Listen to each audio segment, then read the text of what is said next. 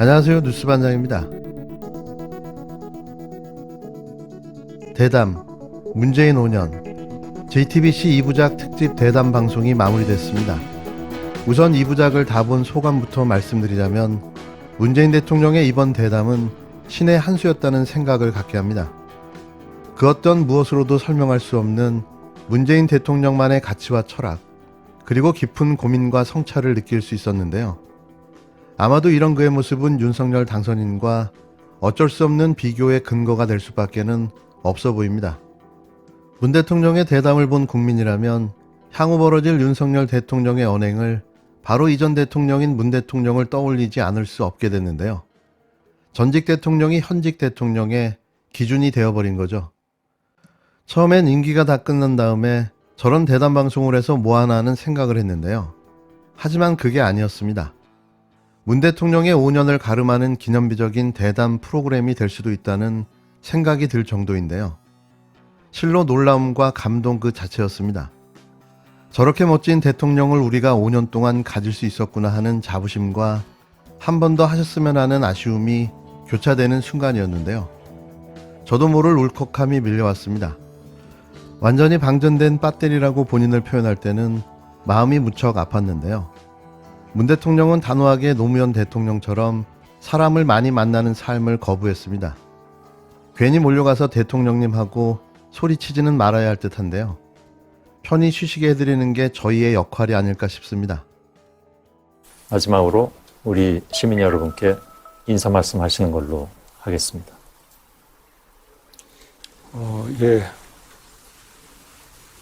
어쨌든 저는 이렇게 처음 정치에 들어선 순간부터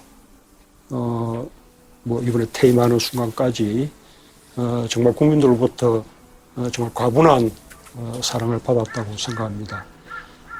정말 깊이 감사드리고 싶고요.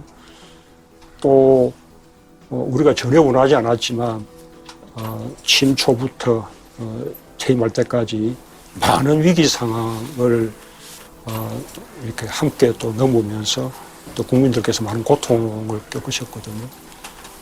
그 점에 대해서 그런 고통을 감내하면서 그래도 우리나라를 이렇게 회복시키고 발전시킨 국민들께 또 감사드리고 싶고, 한 가지 조금 특별히 좀 당부 말씀을 드리자면, 이제는 좀 우리가 굉장히 성공한 나라다라는 좀 자부심을 가져주셨으면 좋겠어요.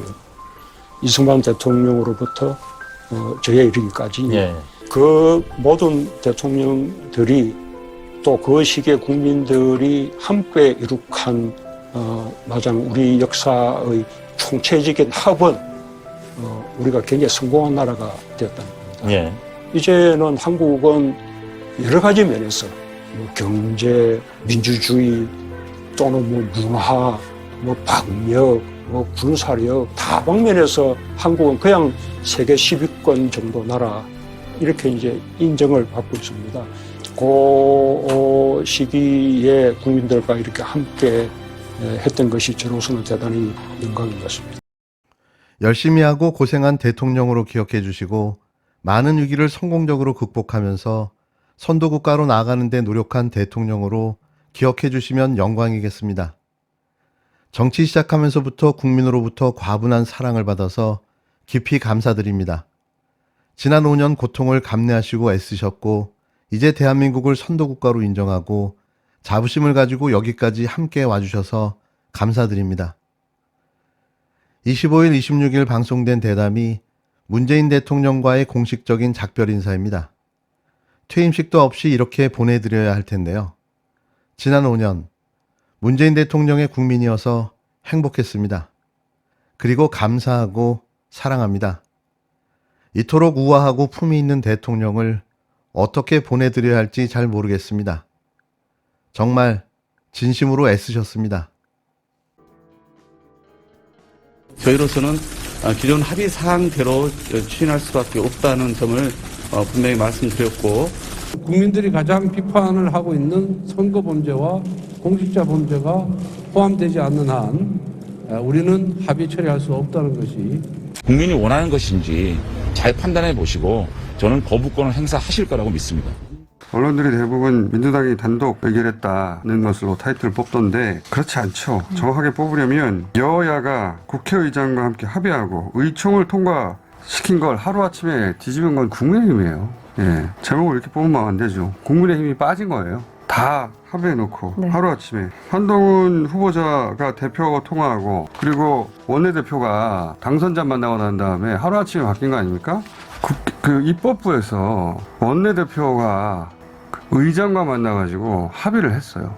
그리고 되돌아와서 국회의원들을 모아놓고 의총에 합의를 얻어냈어요. 그럼 끝나는 거예요. 그 이상의 절차는 입법부에 존재하지가 않아요. 다 끝났거든요. 완전히 다 끝났는데 당선자를 그 이후에 만나서 당선자가 모든 상황을 제자리로 돌려놓으라 네. 라고 했다는 거 아닙니까? 네, YTN 단독 보도입니다. 보도에 따르면 아니 입법부가 할 수 있는 최종 단계에 결의를 내서 통과시키기로 했는데 당선자가 한마디 하니까 그걸 다 뒤집어 이런 경우가 어디 있어요. 무슨 정당이 이렇습니까? 정당이 한 자기들의 결정을 행정부 수반이잖아요. 행정부 수반 아직도 수반이 안 됐어요. 당선자가 한마디 했다고 모조리 원인 무효로 만든 거 아닙니까? 이거 굉장히 부끄러운 거예요. 26일 윤석열 대통령 당선인이 절친인 국힘당 권선동 원내대표에게 이른바 검수완박 중재안을 원점에서 재검토하라고 주문한 것으로 전해졌습니다. YTN 단독 보도에 의하면 윤 당선인은 24일 오후 3시쯤 서울 통이동 인수위 사무실로 찾아온 권 원내대표와 30분 정도 독대한 자리에서 모든 상황을 제자리로 돌려놓으라는 의견을 강력하게 피력했다는 건데요. 검찰청장식이나 한 사람이 상권분립이라는 민주주의 기본조차 모르는 행태를 보여줬습니다. 특히 아직 행정수반도 아닌 자가 입법기관인 국회의 정상적인 입법 행위를 가로막고 나선 건데요. 한마디로 월권이며 횡포인 거죠. 도대체 이런 무지함과 무도함은 어디서 오는 걸까요? 자신은 초법적 존재인가요? 집권 여당이 돼야 될 국민의힘의 원내대표로부터 그 상황을 보고받은 것이지 어떠한 개입이나 주문을 한 것은 아니라는 말씀을 다시 드리겠습니다. 의회 민주주의의 원칙, 삼권 분립의 헌법 정신이 이렇게 허망하게 무너져 내리는 그 권력자의 말 한마디에 그냥 거수기가 되고 말아버린 것인가. 대통령의 첫째 임무는 이 헌법을 제대로 준수하고 이 헌법의 가치를 잘 실현하는 것입니다. 이렇게 해야 우리에게 미래의 번영과 발전이 있는 것입니다. 하지만 그의 이런 오만 방자함에도 불구하고 검찰의 수사 권한을 단계적으로 없애는 법안이 26일 저녁 7시 국회 법제사법위원회 소위원회를 통과했습니다. 법안 처리를 위한 첫 관문을 넘은 건데요. 국힘당 의원들이 반발하며 자리를 떴지만 민주당이 단독으로 처리했습니다. 저녁 7시 조금 넘어 법안 처리의 제1관문인 국회 법사위 법안심사 소위가 끝이 났는데요. 이른바 검수완박 합의문을 토대로 민주당이 마련한 안이 그대로 통과됐습니다. 다음 단계는 법사위 전체 회의였는데요. 민주당은 자정쯤 전체 회의를 속개해 검찰청법 개정안과 형사소송법 개정안을 민주당 의원들의 단독 기립 표결로 처리했습니다. 국힘당 의원들은 회의에 참석했지만 표결은 응하지 않았는데요. 전체 회의에 앞서 국힘당 요구로 법사위 안건조정위원회도 열렸는데 6명의 위원 중 민주당을 탈당한 민영배 의원이 무소속 몫으로 참가하면서 4대2, 사실상 민주당 주도의 안건조정위를 통과시켰습니다. 이에 따라 민주당은 오는 27일 국회 본회의를 열어 수사권 폐지 법안을 통과시킨다는 계획인데요. 이날 아침부터 여야 사이 신경전이 거셌는데요. 박병석 국회의장이 여야 원내대표들을 불러 새로운 합의를 하자고 했지만 새로운 합의는 없었고 서로 의견차만 확인하고 헤어졌습니다. 또 민주당이 요구한 원안대로 처리를 위한 본회의 개최 요구도 받아들여지지 않았는데요.